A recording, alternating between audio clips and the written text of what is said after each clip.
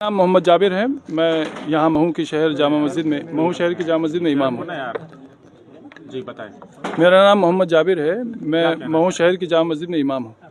मैंने आप मीडिया साथियों को इसलिए बुलाया है कि मुझे ये खबर मिली है सोशल मीडिया से के थ्रू, चूँकि ये बाकायदा पूरे देश में ये माहौल बनाने की कोशिश की जा रही है या खबर फैलाने की कोशिश की जा रही है कि मुसलमान को इंडिया की जीत से नाराज़गी थी और इस तरह से ये मामला बिगड़ा है और मुसलमानों की वजह से ये सब कुछ हुआ है। ये एक गलत बात फैलाई जा रही है और इस चीज़ से हमें बहुत दुख हुआ है। मुस्लिम कौम को या मुस्लिम समाज को इस तरह बदनाम करने की कोई ज़रूरत नहीं है। मुसलमान भी इसी देश के वासी हैं। ये परसेप्शन चूँकि देश में बहुत सारे लोगों ने पहले से ही बना रखा है कि मुसलमान जो हैं वो देश विरोधी हैं, और जबकि कहानी यहाँ पर जो शुरू हुई है वो इस तरह शुरू हुई है कि सबसे पहली चीज़ शासन प्रशासन से जिस तरह की चूक हुई है, उन चूकों के चलते यहाँ पर यह हादसा हुआ है। दोनों तरफ के लोगों से की सहमति, शासन की, प्रशासन की मौजूदगी में और बीचवानी में रहकर ये बात रखकर ये बात तय हुई थी कि जामा मस्जिद के इस रूट से किसी तरह का जुलूस नहीं निकलेगा। रात को जो जुलूस निकला उसकी पहली बात तो कोई परमिशन नहीं थी, उसकी कोई आगवानी करने वाला नहीं था। वो एक उपद्रवियों की भीड़ थी। वो इंडिया की जीत के नाम पर मस्जिदों और धर्म स्थलों के बाहर सिर्फ शोर शराबा करना और नारा करना उनका काम था। लोग नमाज से जब निकले हैं तो उस वक्त में ये भी हुआ है कि सुतली बम मस्जिद पर फेंका गया। अब इसका इंडिया की जीत से क्या लेना देना था? क्या मस्जिद पर बम फेंकने से इंडिया की जीत का जश्न मनेगा? ये बहुत बुरी बात हुई है और इस चीज़ का हमें बहुत दुख है कि एक तरफ गलती करने वाले गलती कर रहे हैं, दूसरी तरफ कुछ लोग ऐसे हैं जिनके हाथ में किसी भी तरह का सोशल मीडिया का कोई सा भी प्लेटफॉर्म या आईडी है तो वो उसके थ्रू ये फैलाने की कोशिश कर रहे हैं कि मुसलमान जो है वो देश का विरोधी है और इंडिया की जीत से उसको तकलीफ है वगैरह वगैरह वगैरह। हम इस चीज़ से बहुत दुखी हैं और बहुत साफ साफ कहना चाहते हैं कि हमारी मस्जिद न पाकिस्तान में है न हमारे महल्ले बांग्लादेश में।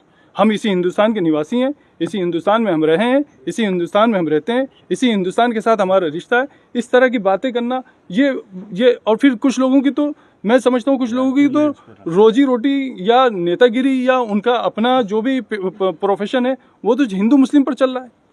तो उन लोगों के पास पद है या ओहदा है या पावर है, वो इस तरह की बात करते हैं, उनको शोभा नहीं देता।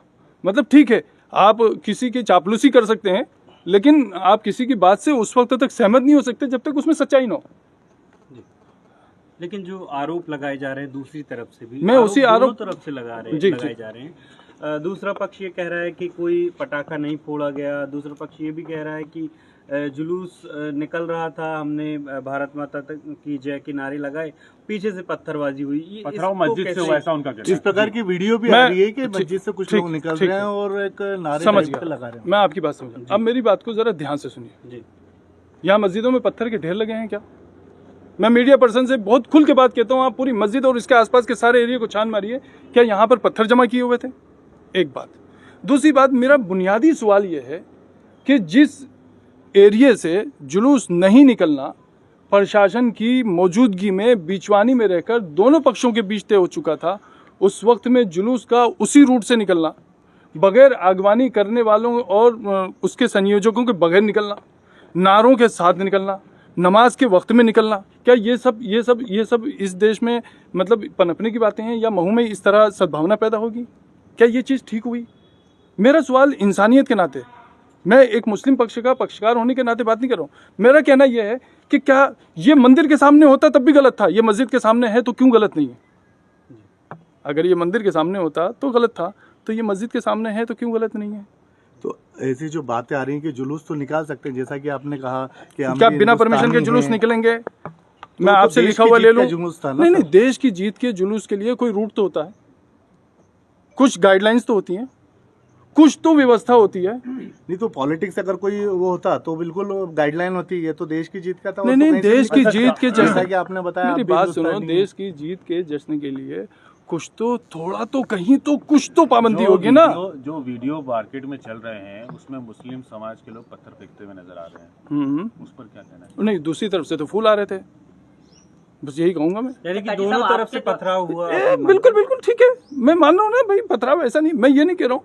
अब रात को मुझे किसी मीडिया पर्सन ने पूछा कि साहब जिन लोगों ने किया है वो उपद्रवी थे, मुसलमान में जिनके रिकॉर्ड खराब है उन्होंने किया, तो मैंने कहा उधर से तो दूध के दूल्हे फेंक रहे थे। ये तो कोई बात नहीं हुई ना, मतलब अच्छा नहीं लगता। कोई एफआईआर वगैरह की गई है? नहीं, मैंने पर्सनल अभी कोई एफआईआर नहीं की है, लेकिन मेरा लोगों से, सभी तरफ के लोगों से मेरा यह आह्वान है कि अगर किसी का वाकई कोई नुकसान हुआ है तो उस नुकसान के लिए वो पुलिस को आगाह करें।